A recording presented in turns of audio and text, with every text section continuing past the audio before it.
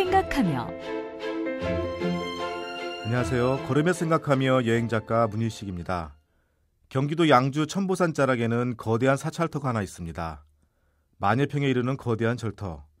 고려시대 때 3대 사찰에 손꼽힐 정도였고 조선 중기까지 왕실 사찰로 정성스러운 보호를 받으며 사세를 누렸던 사찰이었습니다.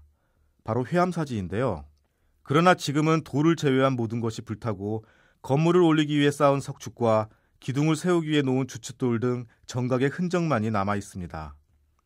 회암사의 창건은 고려 충수광 때 인도의 선승인 지공대사가 창건한 것으로 전해지지만 그 이전에 회암사가 있었다는 기록이 남아있어 더 오래전에 창건된 것으로 보고 있습니다. 회암사의 터라는 것이 알려진 것은 그리 오래전 일이 아닙니다. 지난 2000년 발굴조사 당시 독특한 유물 하나가 발견되었는데요.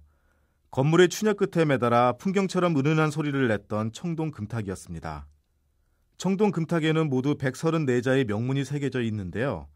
조선 건국 3년째 되던 1394년 회암사 보광전을 무학대사와 태조 이성계, 왕후인 신덕왕후, 한때 세자였던 방석을 위해 호화롭게 지었다는 내용이 새겨져 있습니다.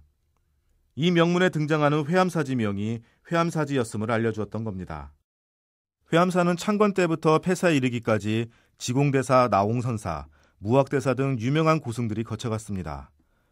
또한 조선시대 때 왕위를 정종에게 넘겨준 태조와 태종의 둘째 아들이었던 효령대군이 수도를 했던 곳입니다. 하지만 회암사가 한줌에 재가 된 것은 명종 때 당시 최고의 실세였던 문종왕후가 죽고 난 바로 직후였습니다. 회암사에서 누구나 자유롭게 참여가 가능했던 법회, 즉 무처대회를 열기 직전 문종왕후가 죽게 되는데요. 이로써 회암사와 보호대사에게도 죽음의 그림자가 드리워졌습니다. 결국 보호대사는 제주도에 유배되어 죽임을 당하고 회암사도 불길에 휩싸이게 되는데요.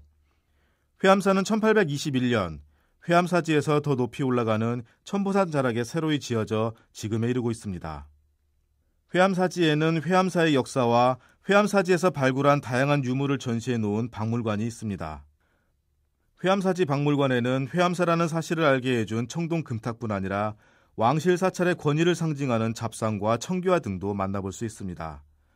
천보산 자락에 남아있는 회암사에도 가보시면 좋을 텐데요. 회암사의 숲에는 나홍선사의 부도와 석등, 무학대사 탑과 쌍사자 석등, 지공선사의 부도와 석등 등 회암사를 거쳐갔던 고승들의 흔적도 고스란히 남아 있습니다.